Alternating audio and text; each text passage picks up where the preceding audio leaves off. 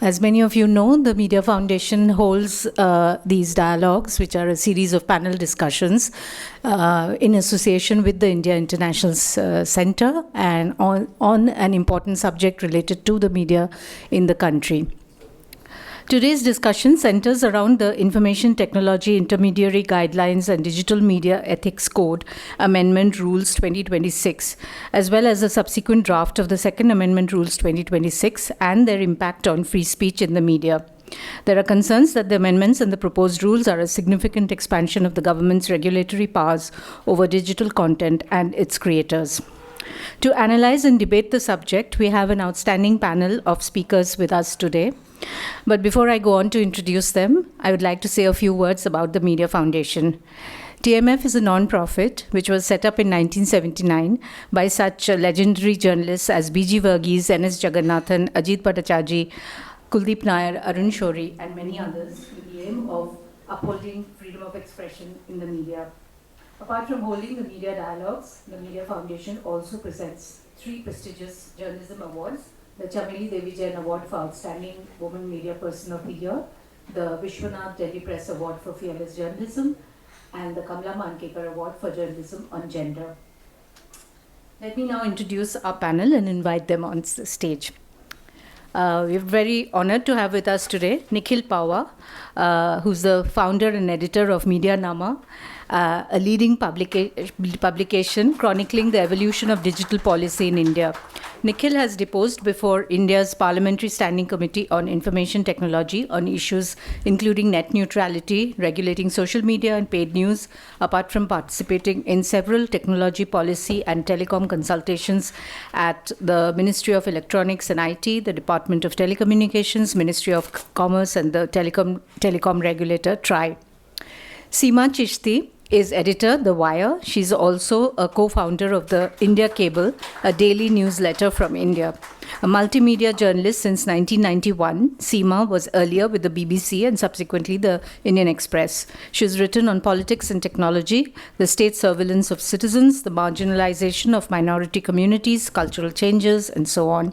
She's co-authored a book, Note by Note, The India Story, 1947 to 2017. The most recent book is on an inter-religious marriage, Sumitra and Anis, Tales and Recipes from a Khichdi Family.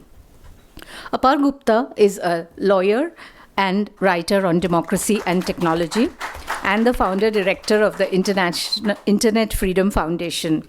He has acted as a counsel in leading constitutional cases on freedom of speech and privacy. He was also the co-founder of SaveTheInternet.in, a grassroots campaign that mobilized over 1 million Indians and secured strong net neutrality safeguards. Apar writes and speaks widely on law, technology, and democratic governance, and is globally cited as an expert by publications such as Wired, MIT Tech Review, Financial Times, and The Guardian. Welcome, Apar. Sangeeta Pisharoty is a senior journalist and president of the Press Club of India. She has extensive experience reporting on socio-political issues with a particular expertise and focus on Northeast India.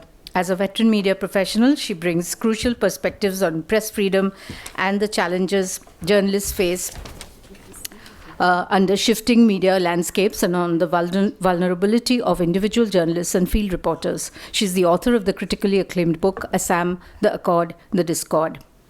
Shreya Singhal is a lawyer best known for her landmark public interest litigation in the Supreme Court of India. The case led to the striking down of Section 66A of the Information Technology Act, a major victory for online free speech.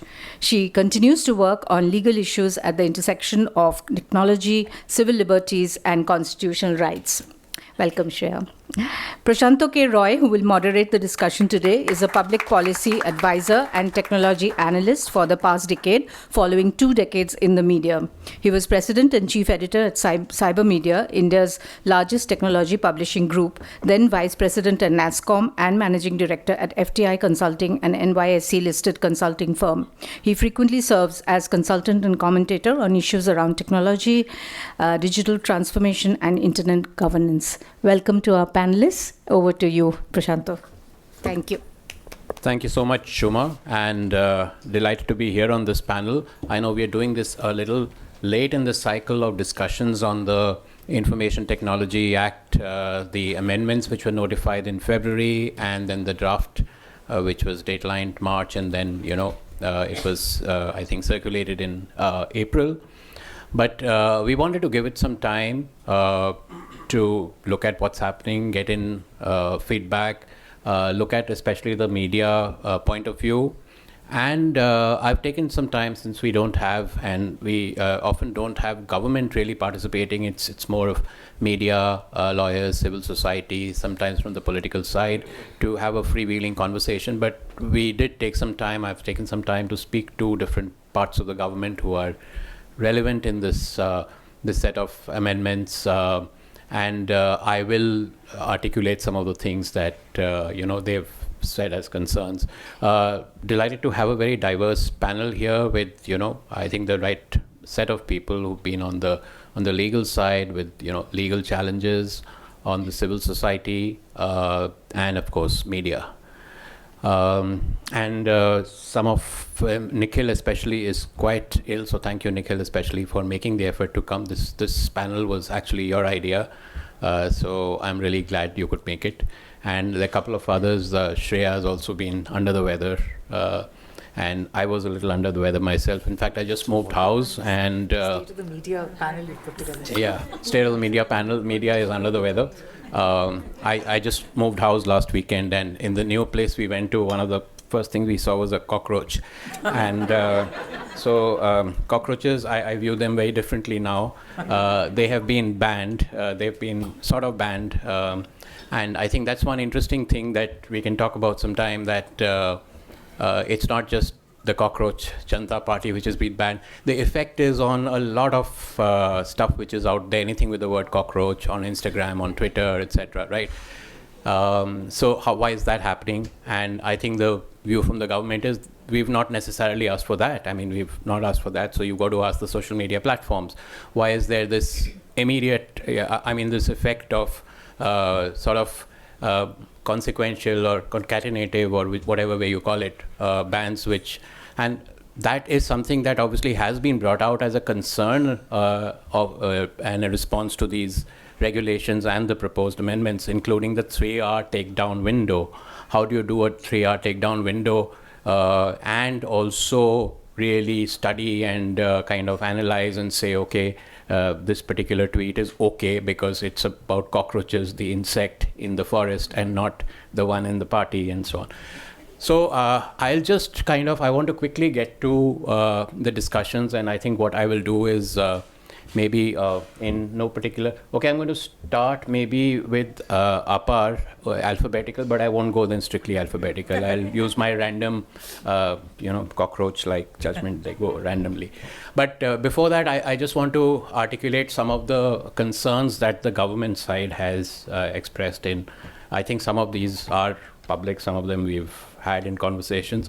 So obviously some of them are known. Deepfakes, a concern about deepfakes, the effect on the whole electoral cycle, electoral integrity, false documents. Now you can argue false documents exist at the highest office. National security is something that you keep hearing all the time. And there's a special concern about possible uprisings of the kind that we've seen in our neighborhood. And that's what this whole thing with the cockroach Janata Party thing is about. That could this be something which could head in that direction? And I think that's an some of us, Nikhil, Apar, you've been part of the Save the Internet, the net neutrality movement. I think it's interesting to see, can you actually do a movement like that today? If you begin to even coordinate it, okay, you might run into those things about toolkits and uprisings, Gen Z, you might be called Gen Z, you might be called whatever, insects. So from their side, coordinated inauthentic behavior is one thing that they have repeated multiple times in conversations, which is that all this stuff is not really authentic. It's being done. It's being done with a toolkit. It's being done with agencies, etc. So that's another one. Platform accountability and compliance speed. Okay, this is a high concern of theirs, that they keep asking including asking the platforms, the big social media SSIMs, the significant social media intermediaries, etc. They keep asking them for things about their algorithm, about transparency, about how does something go viral, etc. And it seems they never really respond. Okay, which is partly an answer to this question about why is everything around cockroach being banned. And one part of the answer is, okay, that's not what we've asked for. It seems either they're being disingenuous or they're simply playing safe with the 3 Rs, whatever it is. Okay, so this is a set of things, opaque algorithms I've covered. And I think the last point articulated from the government side in general across several conversations is that these platforms where free speech is being discussed are themselves not really that major votary, they're not such votaries of free speech as it appears to be. And they fairly quickly, crawl when asked to bend, and, they would do things for virality, for traffic, for revenue, before they would necessarily do stuff for free speech. And that might not be a general comment on every platform, but I think that's the view within the government. So this is kind of the landscape, and here I was devil's advocate. I was trying to putting down what the government has said is the set of problems driving this. And finally, that METI is sort of the front face, but there are obviously non-front faces behind them who are concerned. The concern about Gen Z uprisings, etc. That's not a METI concern. That's elsewhere. That's MHA. That's PMO, etc. And similarly for many other things, INB is of course a key player. So a lot of these takedown things, etc. They're not. So from what we hear, there is often pushback within the system too. So it's not that absolutely everything requested for takedown will be immediately issued as a thing, but that's one perspective. So if I could request the panelists to, starting with Apar, maximum of 5 minutes, if you can give an introductory lay of the land from your perspective. And since this is it's largely the Media Foundation, we'd like to look at the concerns from a media perspective. And media, of course, is a wide landscape because so many journalists are, on their own. They have concerns about their channels suddenly facing a takedown. They've built everything around one YouTube channel, and it's one strike and they're out, and so on. So that would be one perspective. I'd also finally mention that we have been told that we can make they'd be happy to consider a submission from us. That's not, if that works out, in other words, if we have concrete things at the end of it, we will probably go ahead and make a submission. So, but let that not constrain, we did discuss this internally, let that not constrain the conversation in any way. So it doesn't need to be a deep policy and, point by point on the laws, etc. for the submission. So that's not the purpose. But as the outcome of this, we may make a submission. Apar, over to you. Thank you so much for setting out the background, and that ties quite neatly with the article which I've written in the Tech Policy Press. The title of the article is 3 Justifications and the AI Accelerant of India's Digital Infrastructure of Censorship. It borrows the phrase Digital India's Digital Infrastructure of Censorship from an earlier article and piece which I've written with Nikhil Pahwa. And both of us have explained how there have been a set of changes which have been made under the Information Technology Act and the IT rules, which has expanded government power without any accountability or transparency towards the exercise of these censorship powers. Now, just in terms of numbers, where do we stand today? Between 2018 and 2023, there were an average of about 6,000 takedown orders which were issued by the Ministry of Electronics and Information Technology. Each order can contain multiple URLs, which by itself denotes that it can be pieces of content or it can be entire accounts itself. So one order, for instance, in Operation Sindoor, X-Corp, which was formerly called Twitter, disclosed through a public statement that 6,000 accounts were directed to be blocked. So numerically, there's a multiplication of the order with the number of accounts as well. And we don't know the number of accounts usually. Now, even the number of orders has doubled and doubled again. In 2024, there were 12,600 blocking orders. And in 2025, there have been 24,000 blocking orders. This is as per reporting in the Indian Express and other papers of record. In addition to this, there is the Sahyog platform, which has been built in coordination with the Ministry of Home Affairs. The Sahyog platform in Hindi, which what means cooperation, onboards social media companies and authorized officers, which are cyber crime cells of state police departments. It has 35 authorized officers, and they can, using that platform, templatize a notice. There are drop-downs offered to them, and the entire user manual itself has been published by The Wire about 2 months back. I would invite all of you to look at it. There have been about 2,312 orders which have been issued under the Sahyog platform in its first year of operation, and this operates under a different regime, which is Section 79. After stating these numbers, I'd just like to quickly move towards given that there's limited time in the opening remarks, not to the law, not to the numbers, but actually the political economy of why this is happening and what is the interest it is safeguarding per these justifications which are being given. So there's one justification which is given, is that there, and these may be real. I'm not saying these are not real. The first one is morality, Indian values.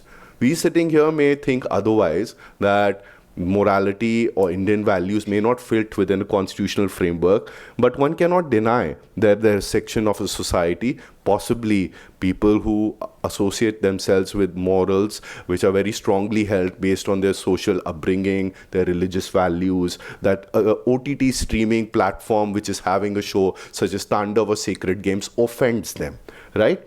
And or stand-up comedy, which is called dank humor sometimes, is also offensive and may be causing some kind of challenge to what their understanding of what Indian society should be. But the real target when these kind of OTT regulations are being brought are the YouTubers. We have seen that in the broadcasting bill. So while this justification does hold, the exercise of power and its intent is towards the political criticism and interests of this government, particularly the Prime Minister. Secondly, national security. What is the national security in content which is quite often there, which we see on social media? It is questionable. What is the link to national security? Do we ask ourselves? I would like to ask that during Operation Sindoor, those 6,000 accounts which were taken down, did it include also journalistic publications? We assisted at the Internet Freedom Foundation, 18 of them, and their Twitter accounts were blocked. This included Maktub Media. This included Kashmir Live. The third justification, which is also being given quite often, is now because of deep fakes, there are these digital arrests. And again, I'd like to restate, these justifications perhaps are real, but the exercise of power is the very abuse of that very justification. Now, in cybercrime, the Sahyog portal has been created primarily for cybercrime control. The authorized officers who are there, the 35 which are there, are cybercrime departments. Who are they sending takedown notices to? Today, there has been a takedown of a viral clip on Instagram of reporting done from Andhra Pradesh, where the Google data center is coming up and 200 acres is being acquired in that local area. It is the only video in which you get to hear from a farmer whose land is being acquired. It's been taken down under 79(3)(b), and the notice has been given by Meta. And under 79(3)(b), the portal which is operational is Sahyog. I'd like to end by just reading the concluding paragraph from my article, that each expansion of state power is preceded, justified, or accompanied by a public anxiety. Often the anxiety is real due to the deployment of digital technologies at scale without any consideration or restraint, despite obvious social harms. Children have been exposed to obscene content. Women have been targeted by non-consensual deepfake imagery. Senior citizens have been defrauded through synthetic impersonations. Soldiers and civilians have been killed in cross-border terrorism. The dishonesty lies in what follows. Powers justified for these harms are written broadly, implemented opaquely, and then deployed across the full range of political speech, satire, journalism, and dissent. The anxiety beneath this censorship infrastructure is not only deep fakes, financial fraud, or terrorism, but the possibility that the BJP's carefully staged politics and the cinematic production of the Prime Minister as a strong man may be punctured by a teenager's joke.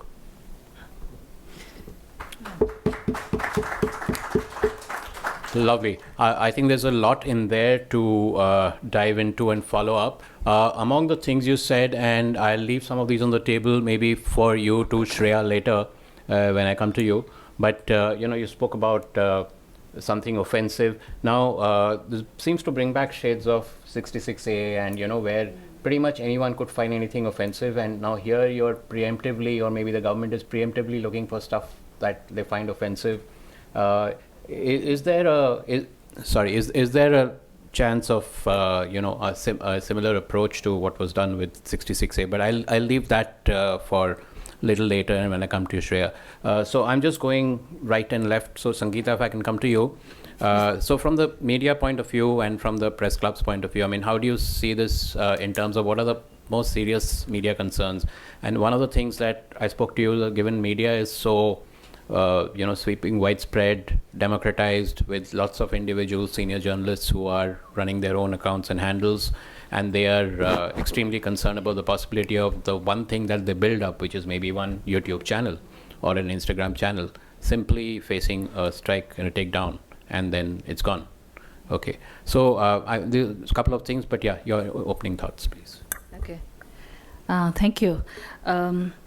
Yeah, I mean, I got to see this draft rules closely when we were thinking of sending a representation, a set of, concerns and comments to the Métis Ministry, because this is a continuous process. When we started, Apar had really helped out during the DPDP Act concerns also. And of course, we were invited at that time by the Métis Ministry to have a consultation. And then they told us that, no, you're mistaken. Journalism is not going to be affected by this, to send your FAQs. So we sat and we took it very seriously and sent them 25 FAQs. We never got to hear anything after that. This was the end of it. And then when the IT rules, draft rules, we said that this is something we need to carry forward. But then when we were putting it together, we realized that we are not going to be called this time. This is what the individual journalists were being called. So, but then still we put it together and we went and submitted this.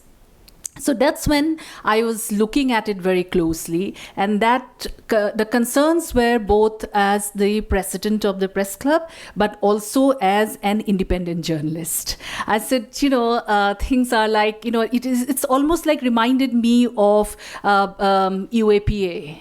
It's like, it used to be earlier for the outfits, but now it includes individuals. Then I was thinking that how the UAPA has been misused. Now we all know. I mean, it's time not to mince words, I think. We need to look at it very seriously, why individual creators are being brought in. And that's when leads you to this answer that a lot of independent journalists who are finding a little space, the space is shrinking certainly in India, to do journalism, are actually going and starting something in the digital space.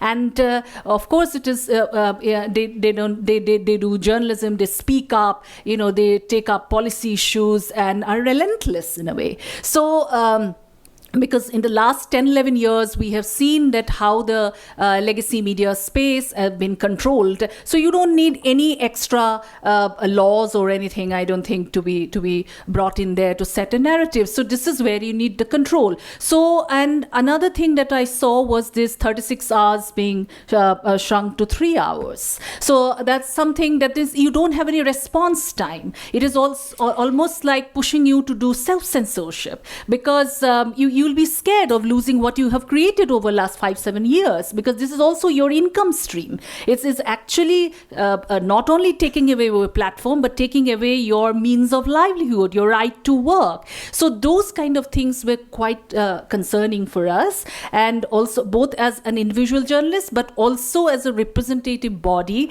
where so many individual journalists are independent journalists are members. And what amazed me was also that I've been traveling quite a bit across the country, and everywhere I go I talk about this DPDP Act and IT rules, but it seemed to be the conversation has begun only in the cities, even among journalists in the forget small towns, even the tier 2 cities and all. People are actually asking me, "Ye kya hai? What is this? Oh, where do I get to read it?" You know, that kind of thing. 2 days ago, I was addressing students in that Nasscom department in the Tejpur University in Assam. It's a central university. And when I was mentioning this to them, they had no clue. This is classroom. Okay, so then later, and in another year, they're going to join the profession. So this is something that is happening, and let's not mince words. This is censorship, and we need to look at when we look at the censorship history. Then, of course, we immediately have to go to the emergency. But emergency is for a very short while, I would say, because this was also the time where you would be your stories would go to the government for approval and then get published. So this is almost like another way of coming to you, that they will tell you what is going to be published and what is approved. And it's almost like giving you a license in a way. You know, many journalists who are in the digital space are no more given accreditation. You know, so it is like and then it is very easy to say that they are actually YouTubers. You know, they are no more journalists. This is also another narrative that is being raised side by side, along with bringing these legal,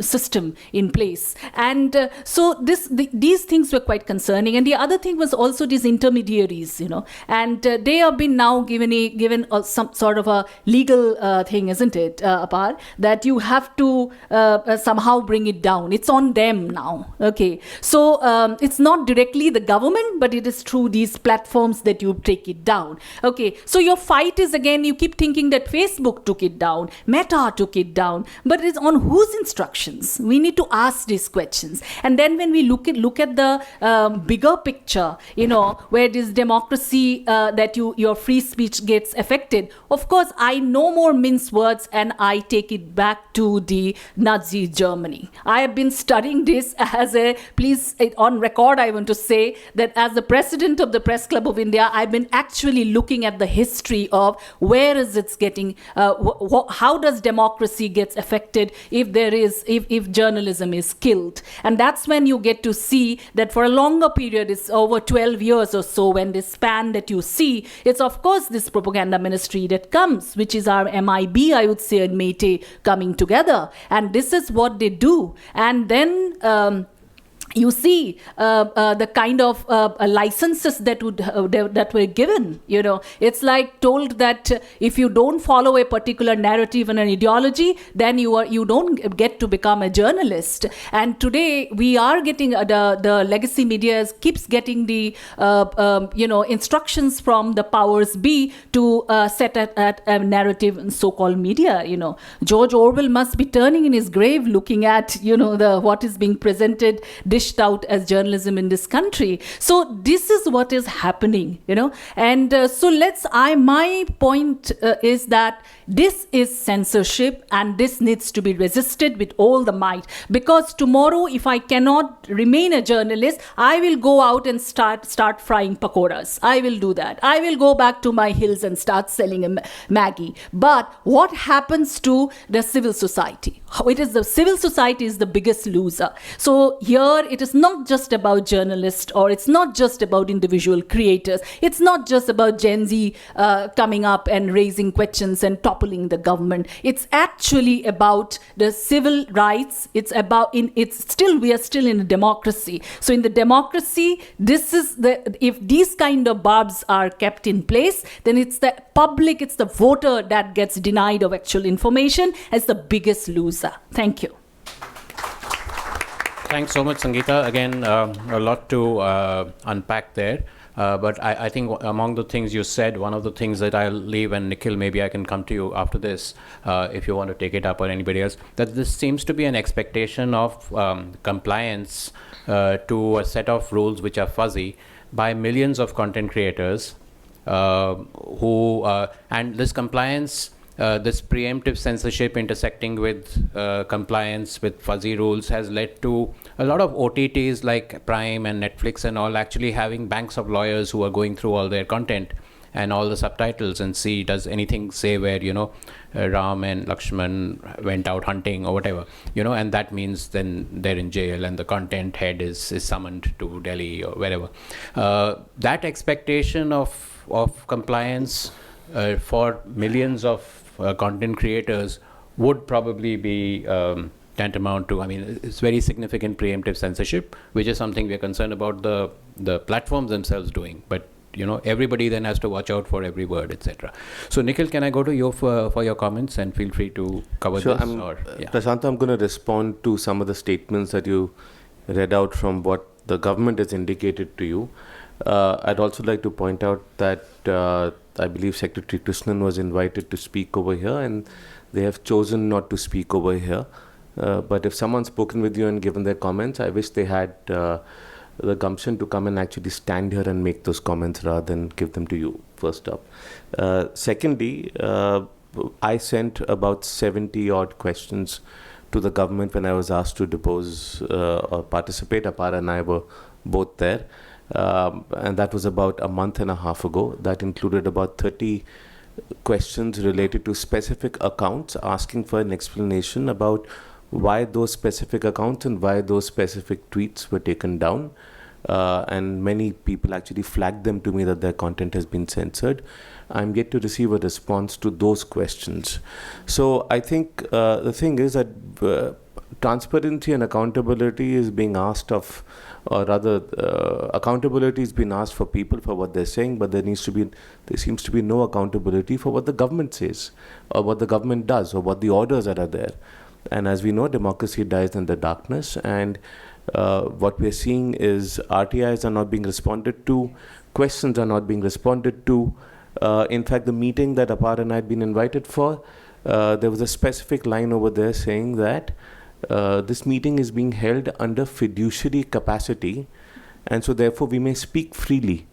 My response to that was that I do not want my comments to be held under fiduciary capacity, because I want transparency and accountability. But it seems that lack of transparency is now a default for the government that wants to censor content or speech of other people. And I'm afraid they're the ones with the power, so they are the ones who need to be held accountable. And that's our role as journalists, to hold them to account. You mentioned that they're concerned about deepfakes. About 2 weeks ago, I sent Secretary Krishnan a screenshot of a deepfake of Sanjeev Bikhchandani, the founder of InfoEdge from LinkedIn, where he was shown with a bag counting money. And someone had made some comment and Sanjeev had responded to it.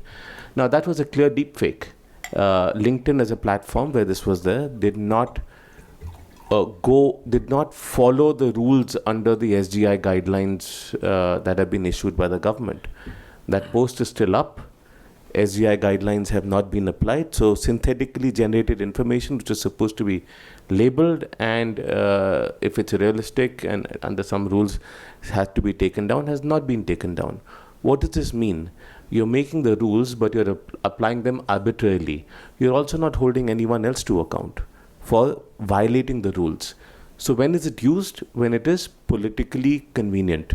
I'm afraid national security is not the same as political insecurity, which is what we're seeing with the censorship of the Cockroach Party of India, whatever joke that has been running and got a lot of attention. How is it a national security issue? Shouldn't that justification come from the government? Isn't satire legal? Where is it? Back when 66A was in force, Asim Trivedi went to jail for cartoons that he had made, and that was satire, right? So we have an issue where a political party in power is seeing criticism as a national security issue, and unfortunately in our law, national security is not defined, so they do whatever they want with impunity, without transparency. And I think that's a problem. If there is something that's illegal that is being done, no problem, take it down.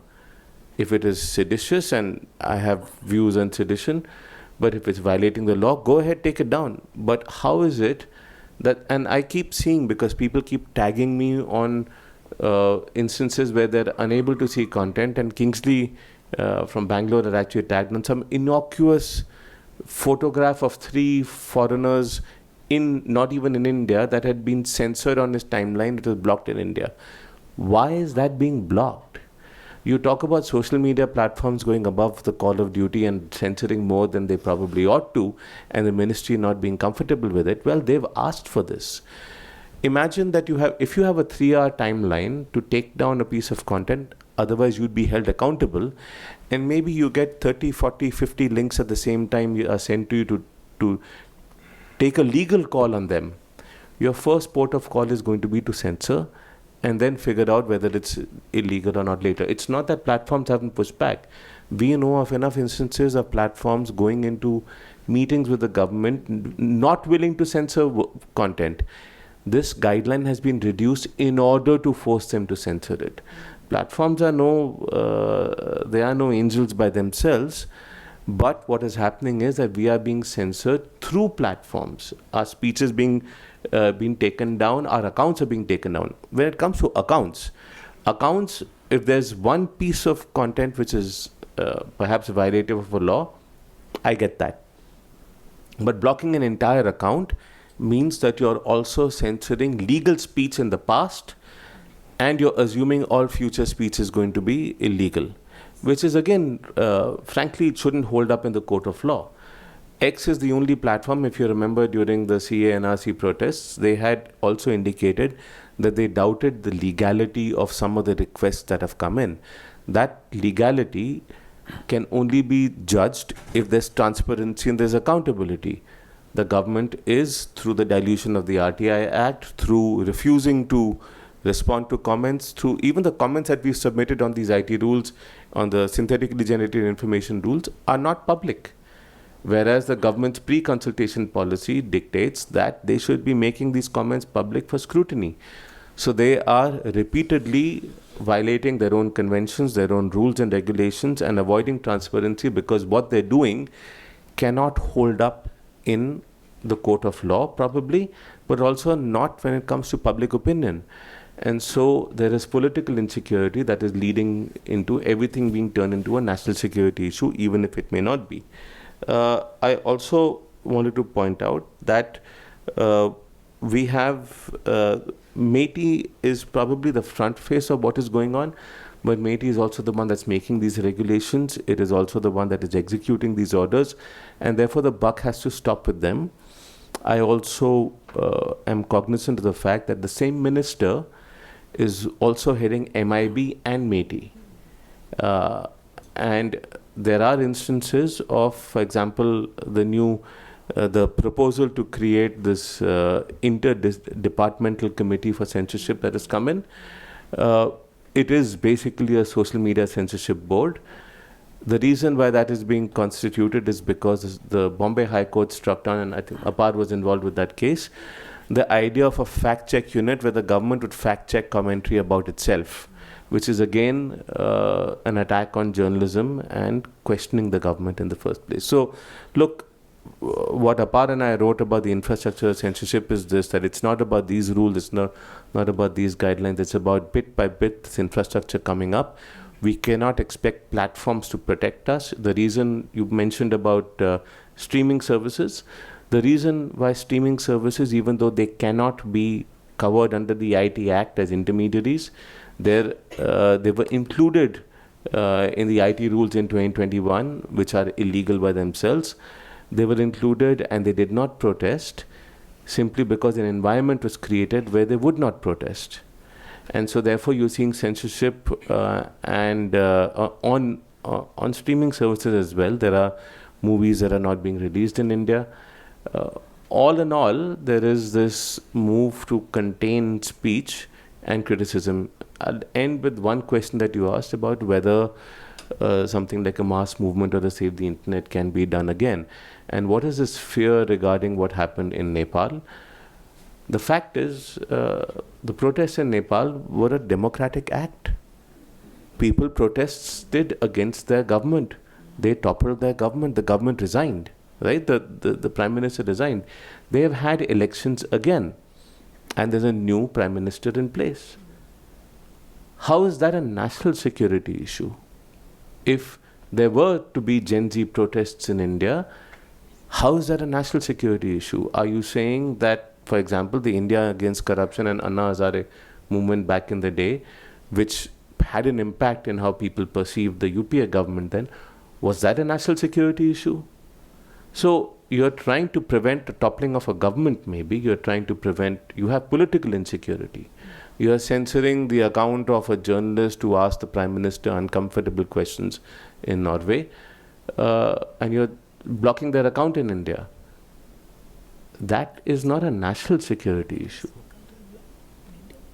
So I think somewhere courts have to draw the line on what a government can and cannot do, because it is their job to uphold constitutionality, and I'm afraid I don't think our courts are doing well enough right now to hold the government to account. And to that extent, even the Election Commission to account. Okay, great. Again, a bunch of points, very well put and very well expressed. I'm going to bring up this this question of this concern about civil unrest, whether it can be, is there a better way to tackle this?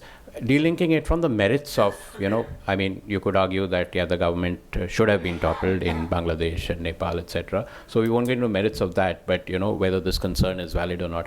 But, so Seema, if I can come to you and Shreya, then I'm going to just open it up for one round of questions, input, suggestions, so that we can get quickly to a conversation. Hi, good evening. So, President Putin was in China, and it was very interesting, his kind of opening gambit at President Xi. He sort of started by saying that even a day spent away from him, he feels it's like three autumns away. It's a Chinese proverb. And we almost feel the same thing, all of us in indie media, if no post is brought down for a day, because the frequency of it just is so wistful. So almost like a classic Stockholm syndrome. We get wistful, like what's wrong? What's coming up on Tuesday? Nothing's been pulled down, no cockroach down, no media down, no satire pulled down. So we're living in really incredible times, and just picking up, I think, a lot of things that my co-panelists have said is what I really wanted to say, but three very quick points I'd like to make in my opening remarks. One is that we're looking at a very fine censorship blueprint in place. This was something we said in 2019, 2020,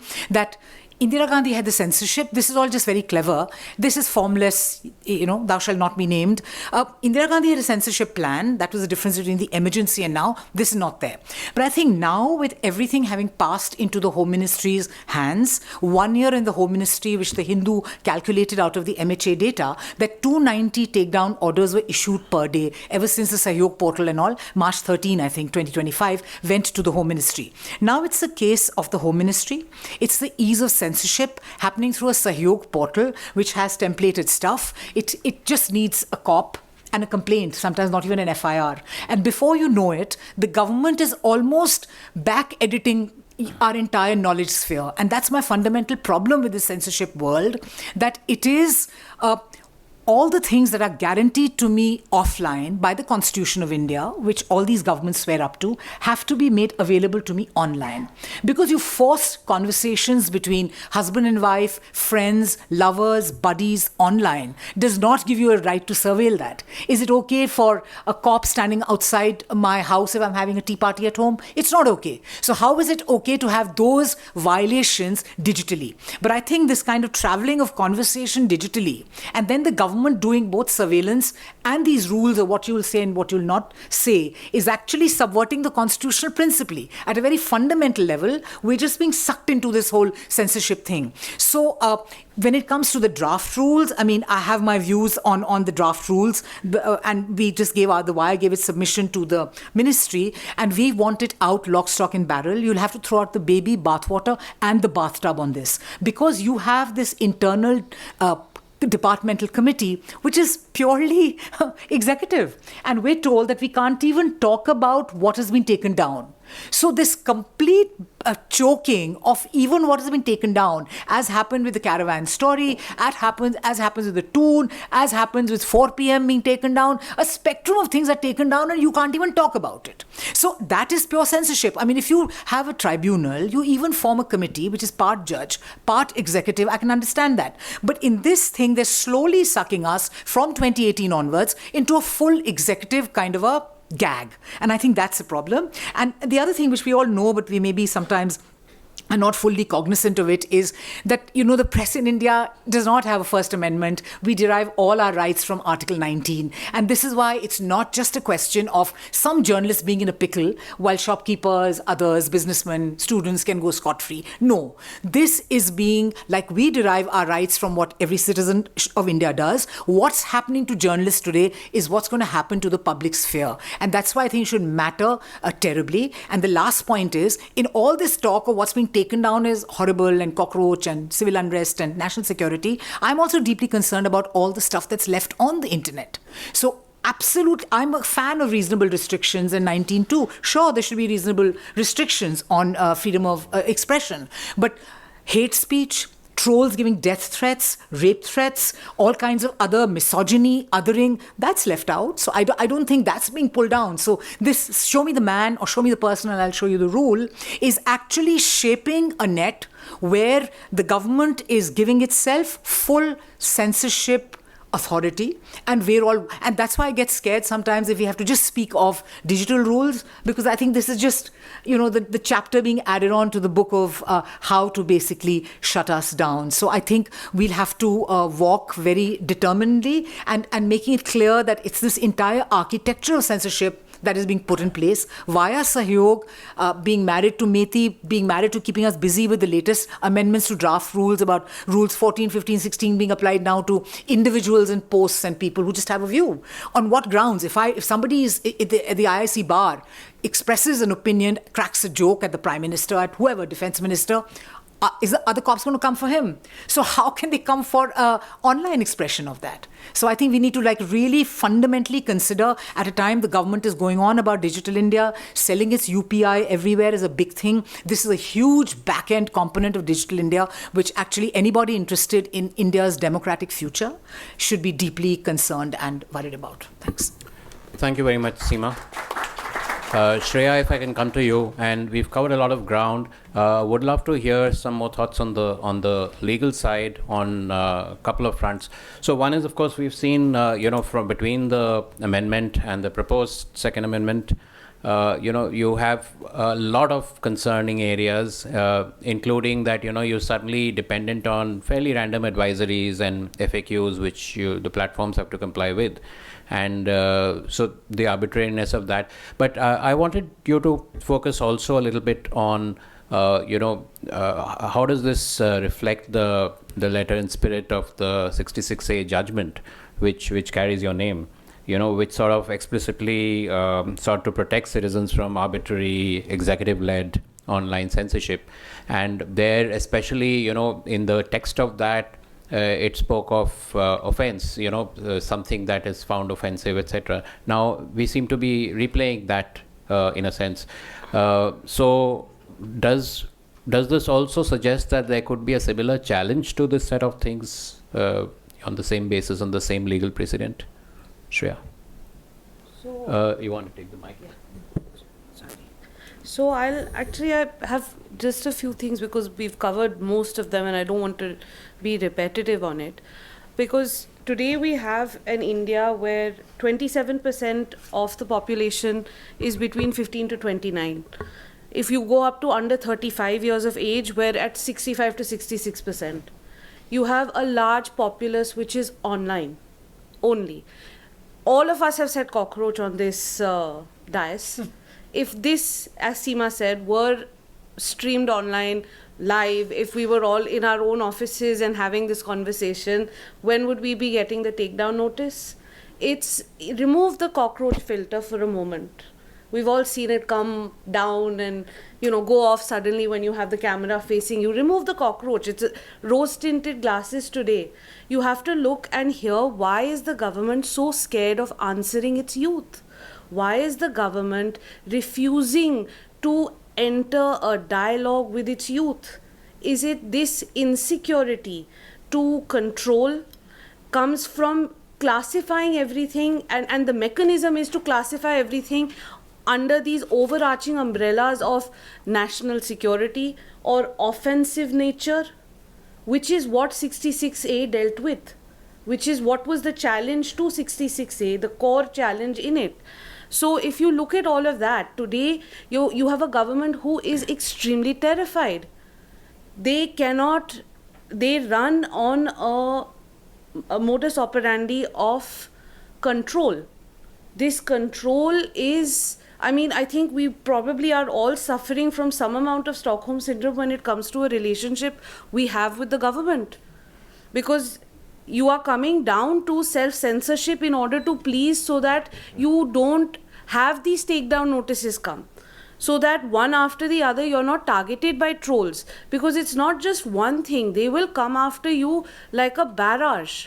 There's no stopping. And that's the fear mechanism. So it's all part of a way to strong-arm the youth, to strong-arm the nation, which they have empowered to be digital. After COVID especially, people took it upon themselves to get online. Elderly people as well, the youth got more online despite economic, their own economic issues and financial constraints. You had children learning online only. Now, when you have an entire generation that has grown up in this environment, you have to teach them at the grassroots level what is correct and wrong on the internet, and not end up in this kind of self-censorship mechanism where you will say everything is wrong. The 3-hour window of compliance is everything is wrong. We are not, because they get 6,000 is maybe what is reported. God knows what is actually the number and what is the number which has not been taken down also. That means how many requests are going there. And you have on OTT platforms, as a simple example, now the ad comes, be careful of giving OTPs. I've had calls, fraudulent calls, where then I've gone and complained online to the cyber cell saying, listen, this number, it didn't end up as a fraud, but can you please do something about this number? They said, madam, agar kuch hua nahi hai, to hum kya karenge? So you have to give the people, what are they looking at? You're very happy to put all of these ads and everything about digital arrest, and there are unfortunate cases of elderly people whose entire life savings go. You have to focus on that rather than focusing on, let me control what comes out of the world today. I'm going to pin it at the root. So you're not letting anything grow. You're going to target a few people. Those few people who are able to take the brunt will continue on. But you will kill the confidence of that one person who doesn't have other means, who only has content creation, whether it is as a journalist or as a content creator. They have that one stream of income. They have that one stream of out there, to express themselves. You want to thwart it down, and that is the hammer that's coming. Has come. Well changed. So what about this parallel with 66A, and do you see a potential for a challenge similar to that, given that there are similarities? I would hope these rules don't come in. Naive, very naive. Yeah, well, the first lot of amendments is Yes. notified, and the second one basically just strengthens that and Yes. adds some dimension so of the thing is that arbitrariness. that's not going to happen, and we can't live in these fool's paradises. And I hope they do get challenged. I do hope, and I know that people are waiting for that challenge, but you also have to see that this is your executive. Your executive is not taking into account all of these meetings you have. You might as well close it down. It's a waste of your time. Be selfish. It's a waste of your time, no? You're not taking into account any of the things that the stakeholders you're calling them for. Yes. You're making them do the work. They are coming there with their, their properly thought out questions, their issues. You are refusing to indulge in even that discourse. You're making it, there's no Charter House rules. It's my way or highway.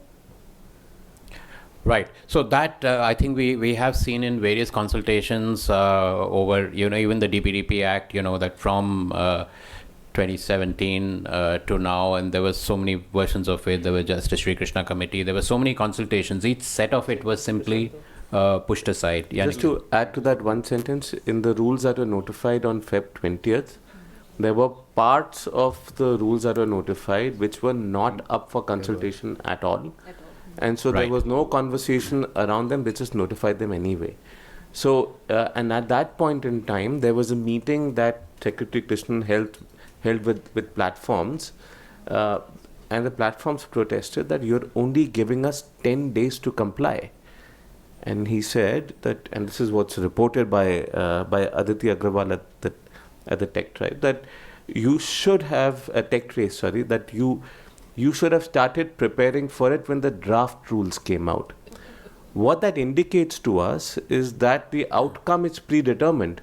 So even the consultations that are happening on these rules, I would question whether our submissions will, and we should do a submission at the Media Foundation, but what is the purpose of it? I mean, then they're just going to take all the submissions they get and ignore them. There is no transparency, there is no accountability, there is no, these are predetermined outcomes, right? And so therefore, I would say that it's upon the Committee for Subordinate Legislation in Parliament to look into these, because these are all subordinate legislations. And I don't want to criticize a committee, but I would say that the IT rules that were passed in 2021 and every subsequent version of the IT rules, including the ones that strangely attempted to legitimize real money gaming as intermediaries, were not in compliance with the IT Act in the first place. And so therefore, that's the role of that committee, to push back and hold and essentially delegitimize these rules. But they're not doing these things. Right. And so as I was saying, the DPDP Act process itself saw so many rounds and consultations which finally didn't culminate into what the final act actually said. So I'm going to just break for some questions and inputs here. If you, okay, we can start there. Is there a mic available? Oh, okay. Or if you can... Okay, or It's a small room. it's actually being recorded, so there is a mic. Okay, yeah, absolutely. So just brief, if you can just introduce yourself and your question briefly. The first one there, please. Yeah. Thank you. My name is Binay. I'm a teacher. I teach at JNU. I don't know all of you in person, but I was just wondering about listening to all this. Everything that all of you said is a fact. We know that. But have you ever thought that why things are not happening? Have you ever thought that why we are not moving forward? And I was thinking about it. I lived nearly 2 decades outside of the country in 4 countries, across Asia, Europe, and the US. And I was thinking that we are, and this is not a criticism to any of you, because I include I to be a part of you, that as a civil society, we often forget what our own kind needs to do. It's very easy to criticize others, and I'm not for a second telling many of you do, and it's not just for personal reflection. Because if the community, my community, does something wrong, normally the majority of my community don't come forward and criticize, because it's easy for me to criticize you. Okay, do you have a question? Yeah, the question is that when our own community will come forward and criticize what we do, rather than thinking that the government is not doing. In the sense, we need a very strong voice within our own communities to change. Okay, so this reminds me of just 1 second. Yeah, 1 second. This is important. Please, you're on the panel. This is important. We talked about misogyny. Every single Indian man, and again, I probably generalizing, I know it's a stretch, has been practicing misogyny at certain point of time. Sure, fair enough. But let's stay with Since when subject. your neighbor or your colleague who has made a dirty comments about a woman, as a man, you have said, stop doing this, don't do this. We don't. Okay, fair enough. So what I'm going to do is I'm going to just take 3 questions very quickly. So this one, I think basically summary is saying that the civil society, etc., is not introspecting enough, not looking at itself and its failures, which may be a reflection of our failure to change these rules. Okay, could I, okay, go ahead with the lady there, and then I'll come out here, Sukumar, Rishi. Yeah. Hi, I'm Ritika. I'm a freelance journalist. I cover the courts. It's more of a thought which is still evolving, and it's open to anyone on the panel. So happy to hear feedback on the same. I was just looking at how many, at the percentage of Indians that are on social media. It's about 34%. Nikhil, you can correct me if I'm wrong. It's a Google figure. You can correct me if I'm wrong. But the point what I'm trying to say is when we talk about censorship and we talk about media, mass media to the general public is the news channels and the newspapers, which you can, again, like I said, you can correct me if I'm wrong. The channels and the newspapers which seem to be going fine according to them and giving them the news that they want to see. The censorship appears to be online and on YouTube, which again is limited to people who know about it. If I ask someone on the streets, oh, you know, this guy got censored, do you have an opinion? And he may very well say, I don't know who he is and I don't know why I should care. So perhaps is that why there isn't enough outrage for the censorship laws that are coming in? Okay, I will note that down, and I'll just come to maybe Sukumar and then Rishi. One point there is that most of the censorship is kind of proportional to the impact and scale of those voices. So, you know, if I speak about cockroaches, it's probably not going to be ignored. If Dhruv Rathi talks about cockroaches, it's going to be taken down. So there is a correlation there. Sukumar, go ahead. Yeah, so I'm just wondering about the feasibility of a constitutional challenge, since that point was also made. After the Shreya Singhal verdict, that is, because as I remember, the Supreme Court struck down 66 because of overbroad language, but allowed 69 to stand because it was in conformity with the language of 19.2, Article 19.2. Now, the point is that there's no developed judicial precedent on application of the reasonable restrictions, right? So there is no restriction, there's no restraint on anybody, any executive authority, infinitely expanding the scope of how it interprets the reasonable restrictions. So public order and morality, for instance, national security is also there in 19.2. So those can be infinitely expanded. So there's no limit there at all. Now, if you go back to the Supreme Court, you'll have to just face up to this 60-year-old record of default on that question, right? Even when we had old media and none of the complications of this new media, those questions were never addressed. So when the constitutional challenge goes up before the court, are you going to have to kind of dig up the entire past record and redress all those omissions in the past? And one very brief question is to the content generators. We spoke about the platforms, but the content companies, enterprises are also subject to certain restrictions. They have to have this in-house grievance redressal and then a kind of collective, and then the third level of grievance. Now, does this, do the new guidelines allow, is that a sequential thing, firstly? Do you have to go through this internal collective and then the final executive authority determines whether content stays up or not? Or is it like, or can the third level, the executive authorities, the committee of secretaries, just preempt the whole circuit? Did you understand the last point? Okay, so what I'll do is, if you can pass the mic up front, but I'll just pause for a second and just address these. So maybe the last one first. Would you like to go first, or?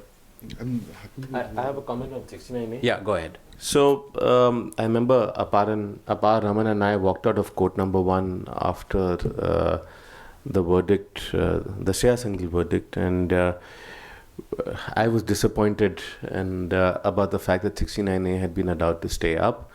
whereas Apar and Raman felt that, hey, we got a great victory. No, that's not correct. I wrote an op-ed the very next day in Fair Indian enough. Express. I am the person who wrote it. Please check. I know, maybe it No, was it's on Raman who record. said it. No. Maybe it was Raman I who don't said remember. it. That's not my But that's how I remember it. No, Fair no, enough, but fair fine. enough, Okay. Apar, fair enough. I was in the case. I was a lawyer in the case. So for me, 69A should not have been allowed to stay up because it basically has zero transparency and accountability. Rule 16B of the rules prevent any transparency.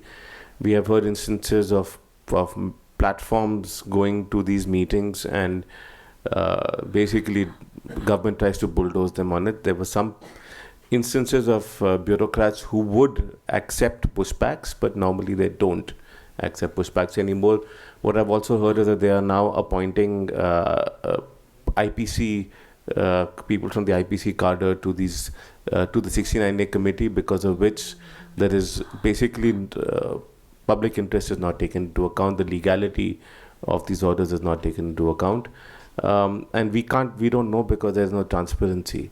You know, when something used to be, I remember in 2015 I wrote about this because someone pointed out in Kuwait, when a link is blocked, they put up a page that says this has been blocked on the request of this particular government department, and in case you have a grievance, contact this email address.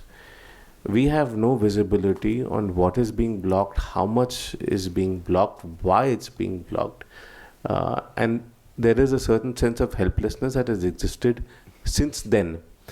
The change that has happened is that the takedown, these are blocking orders, but the takedown in which 79 orders in which platforms are being told to take down content, otherwise they'll be liable for it. There used to be transparency and accountability there because that the rule, the secrecy rule doesn't apply to that.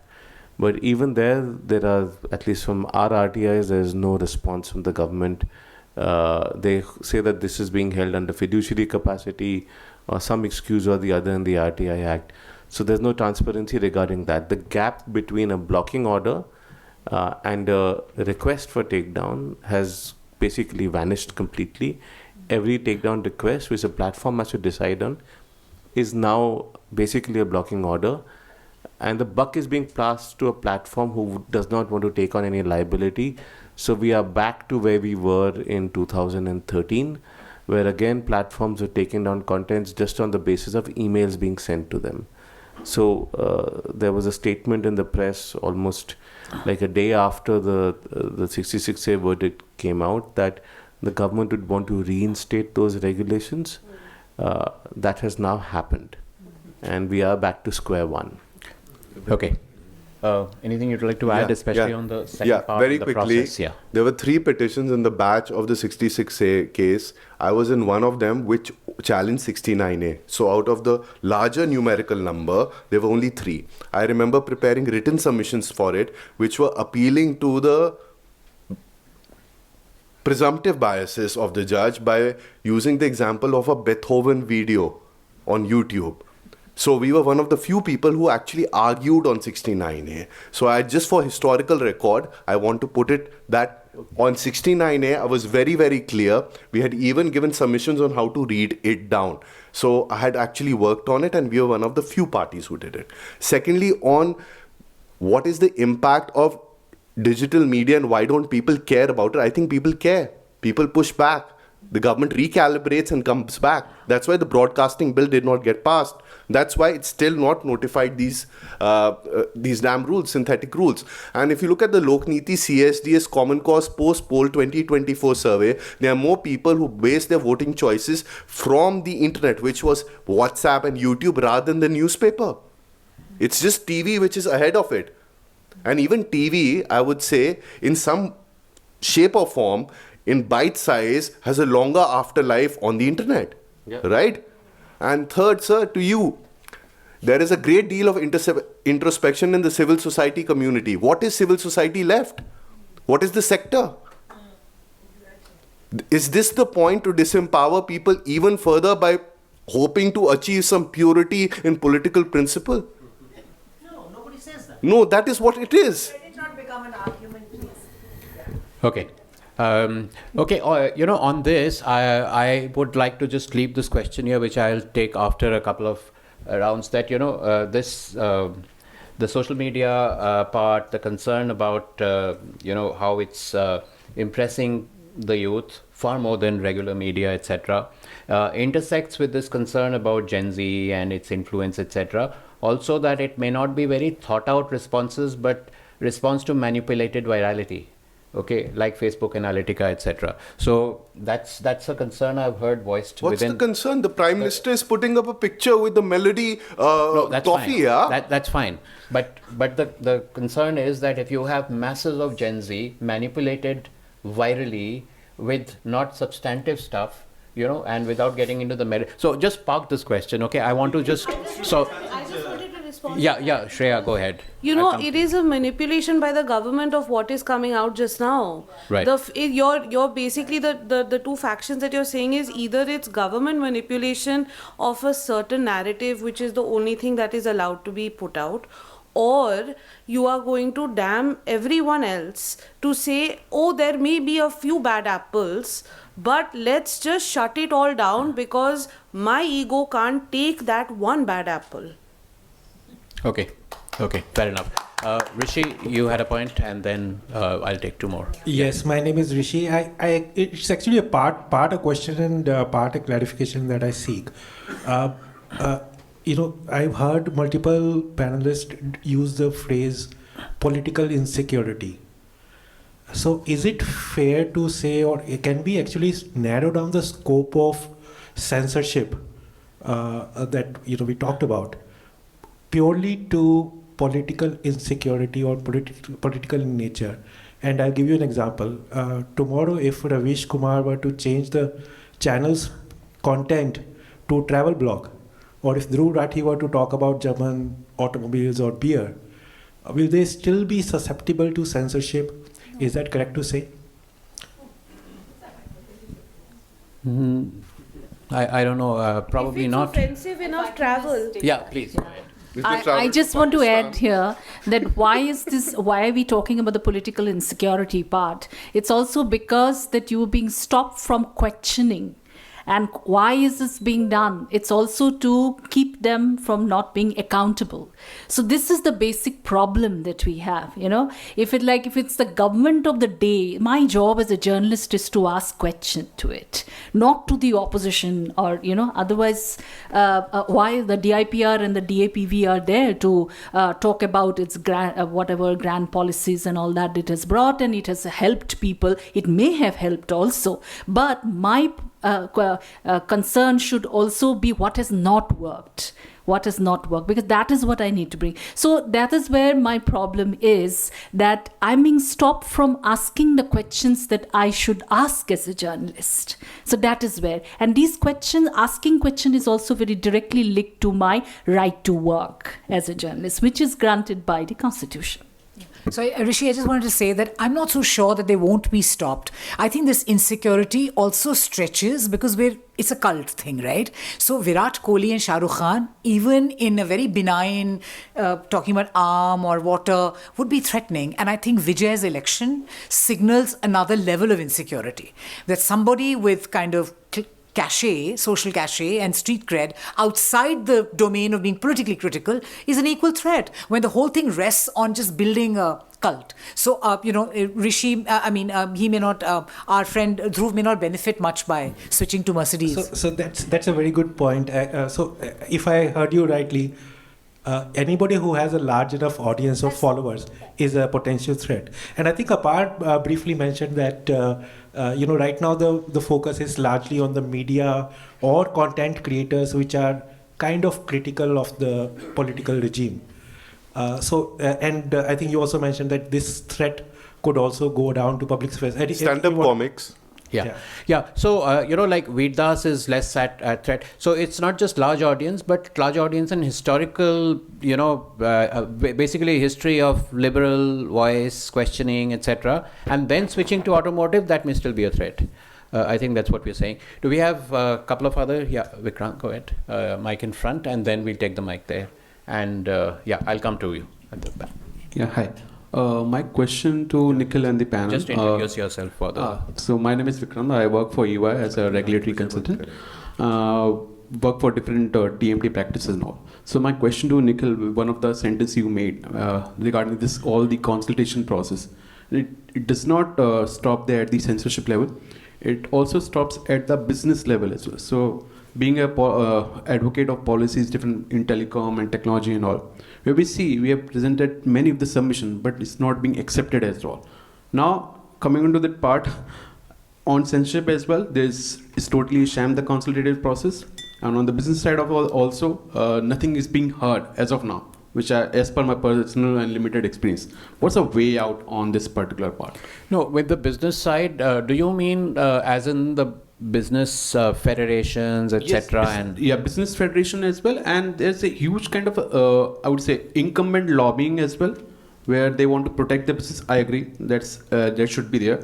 Domestic companies should also be a part of this Indian economy and all, but that's really stopping many of the companies who really can provide something different. To give an example, you see many of these LLM models and everything, good products and services coming out from the Europe and the West. But what we are doing, just to give an example of, Anand Ambani, he's just coming up with an ice cream or something like this. So there's a kind of a difference we have. Although people in India, many of these children inherited a good amount of wealth, and they're not coming up with the kind of product which they should be. Okay, who would you'd like to take the last part, but I can. Okay, so just park this for a second, and I'll just come to you. If I can get the lady at the back, and then to you, Rami. Thank you. Sir, I'm Shivani Bhargav. I'm a lawyer. I had a very simplistic question, it would seem, but my question was that what I've observed is that a kind of circular loop is being created, where on one hand these kind of draconian policies are being pushed, but on the other hand dissent itself is becoming so futile or difficult because of the kind of chilling effect that is being put on, let's say, journalists or students who challenge these draconian measures. So in this scenario, my question was just that how as citizens should we aim to resist these kind of things? What are the avenues that we should take? Because frankly speaking, even in the legal profession, I don't think we have much recourse now in the current scenario to resist. So what are the avenues that we should take to resist this? Okay, how should citizens push back? And Rami, if I can come to you. Yeah, I don't have a question, but I do want to appeal that if you've been asked to make a submission, that you take the opportunity to clarify that the stand of the media is not supportive of First Amendment principles that says anything goes. Because what we have today in this country is the First Amendment by default on the internet. And you today do have... Sorry, the First Amendment You have the First Amendment from the US. Oh, the US First Amendment, okay. On the internet. Right. And you do have a situation where almost 2/3 of the internet is acknowledged today to be pornography. So, and the point that is being made that the large mass of young that are being exposed are growing up in this environment, there are genuine moral hazards. And we must make a distinction that what we stand for is opposition to any kind of censorship that is political, that is, as you're saying, lacking transparency, accountability, a star on every word. Right. But that we as unequivocally say that anything that is sexually explicit, whether graphic or text, does need to be blocked, and that actually this blocking should occur as the subterranean channels landfall, and algorithms should be brought in to do that so that it's not piecemeal. Right. And my final point on that is to question some of the phraseology that is coming up, because we are being exposed over the years. We've been worn down like a stone with water on it to modify our own principles. So what we once opposed, we are now qualifying.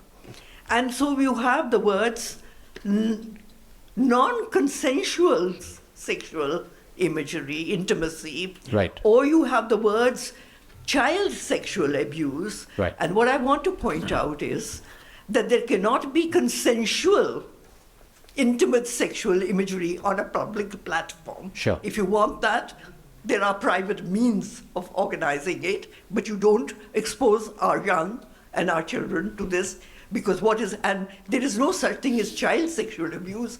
It is sexual abuse. Absolutely. When it happens. Okay. And so they should correct this terminology. Right. And I just want to say that if we ignore this, the consequences that are happening already to women and children Right. are phenomenal. Absolutely. And it has to be weighed against what you talk about, freedom of expression. Okay. I totally support Yeah. So- the call for freedom of expression. So this is not to be misunderstood. Right, absolutely. But you cannot collate. So we'll take that up. together. So maybe Shreya, I want to just pause because we have 3 questions. Shreya, if I could leave that one last with you. Basically, First Amendment, our equivalent is basically 19(1)(a), and we do have reasonable restrictions. Are they good enough to take care of this? So do you want to start, Nikhil, with the business part question, if you've got that? I mean, essentially, it's around business federations, etc., who are also not, pushing back, and they're kind of more compliant than. So it's a, maybe a regime of preemptive censorship. Honestly, I don't see why any business would push back, because if it goes against their interest in terms of being allowed to operate in the country, so businesses really have no choice. And while we can hope that businesses will uphold our freedom of speech, we really can't expect them to uphold our freedom of speech, because the environment has been created such that the government is censoring our speech through businesses. And all regulatory policies have been created in a manner that the businesses are themselves accountable and liable. So, for example, in the 2021 amendments to the IT rules, they brought in criminal liability for an employee of an online business, saying you'd be put into jail if there is no compliance here, the chief compliance officer. So the moment you bring in criminal liability, the business will not want one of their employees to go to jail. So what you're seeing is the balance of power is stacked up against the businesses that are being used to censor us in the first place. And I don't expect rationally any business to risk their ability to operate in the country by pushing back. I'd like them to, but rationally I can't understand that. Just on that piece on pornography, I just want to have one quick point. I was there in court during the Kamlesh Vaswani case, and Mukul Rohtgi stood up in court and said that what people watch in the privacy of their bedrooms is none of the government's business, and we don't want to get into moral policing. As the Attorney General of India then, let me finish. That being said, there are pornographic sites. Sorry, can we May I complete?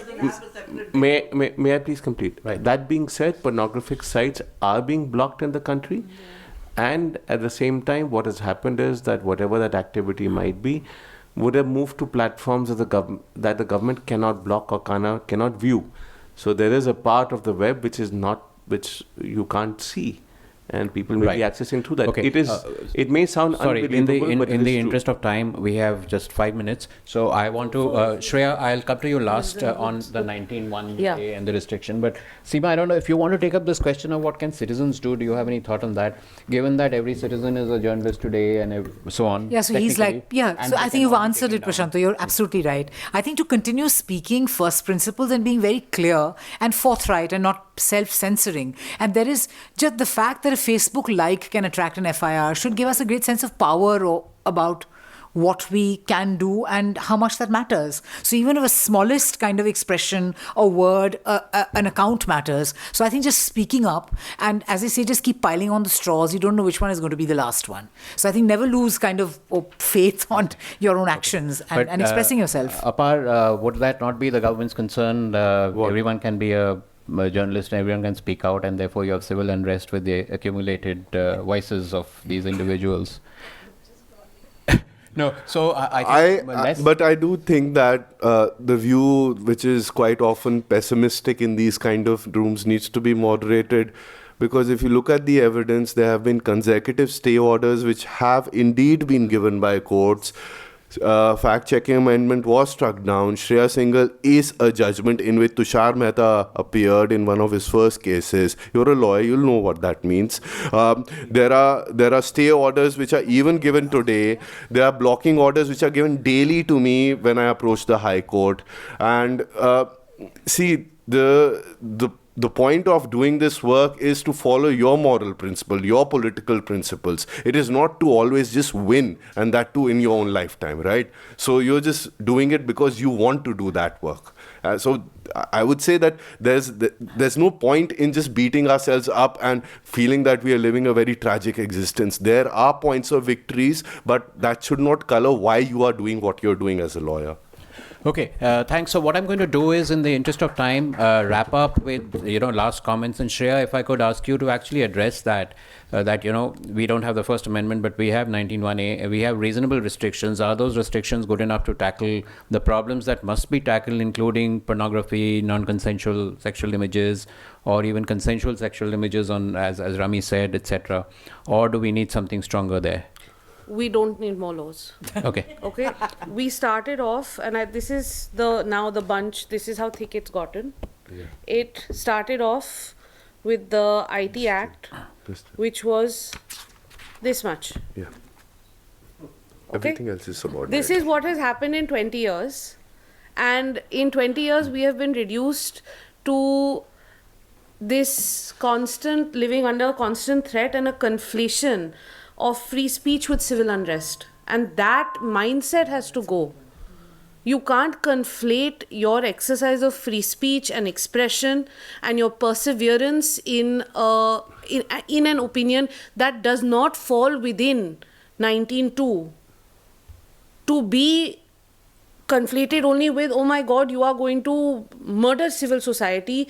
There is national security threat. Please ban her Twitter account, her Instagram account, her Snapchat, everything. Please ban it. You go, please demolish her house next. It can't be that. That is a chilling effect on free speech. And that is the perseverance, your question, Shivani, is that you have to just persevere. As a lawyer, when one bad decision comes, you always have an appeal. When you lose that appeal, you always have an SLP. When you lose that SLP, you go file a curative. Fight. The whole point is that when you have this, you have to persevere. There's no two ways about it. And today, as lawyers, as journalists, as people who have voices, people are hearing. These are things they need to hear, that you can't just sit back and take it when they want to say that, oh, it is suddenly a cockroach's civil unrest. It's not.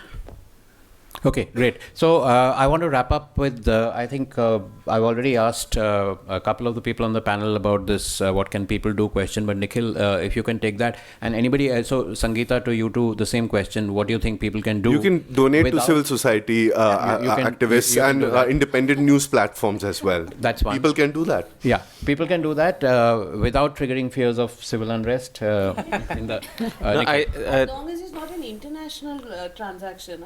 As long as right. That's so I think one of the things that we set up in the Save the Internet campaign was Mail Your MP. And we did find that some of the MPs got 15,000, 20,000 emails in support of the Save the Internet campaign.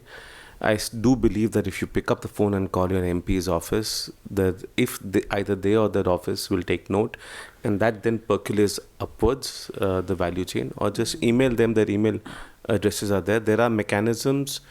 And if there is enough that reaches them, then there is pressure that goes through the party lines, right? So that is one mechanism for addressing this. I just want to quickly say that Article 19(2) of the Indian Constitution is a problem, in my opinion. I don't agree with the way it is framed, and that gives far too much leeway for the government to censor everything. And we need a regulation also to address mass surveillance, which is also an attack on our freedom of speech. Both of these need to get addressed, and I wouldn't say that 19(2) is okay. All great points. But with Save the Internet, you used a toolkit which may be more difficult today. But okay, that's... If the government can use toolkits, then why can't citizens? Fully agree. Yeah, I just want to, before coming to what citizens can do, I was also thinking that there's something we need to hold up here is also the role of the bureaucrat here.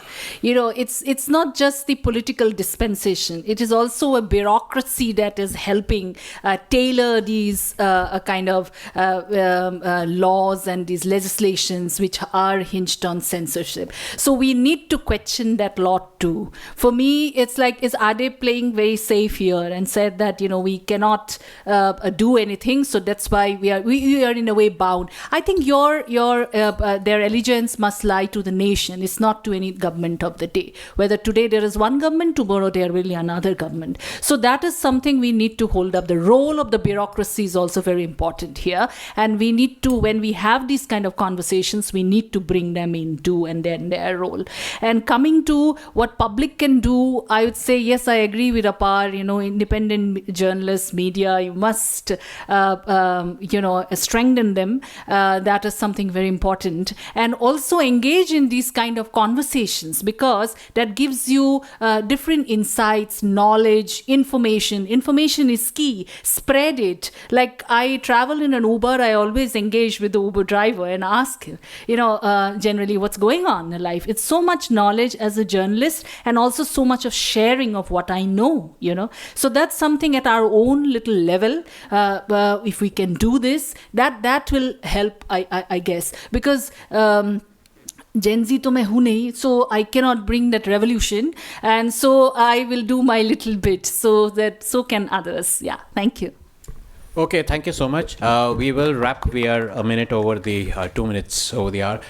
We will be this will be available online on the website, and we will be summarizing this for a submission. Over to you, Shuma. Yeah, thank you so much to the panelists. I think that was a tremendous conversation. We got some clarity, some perspectives we can think about.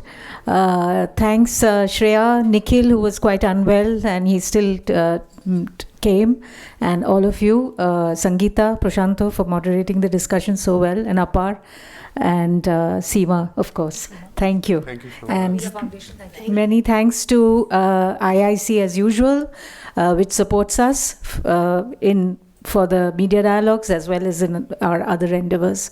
And thank you to the audience. Thank you. Thank you all very much indeed. Bye.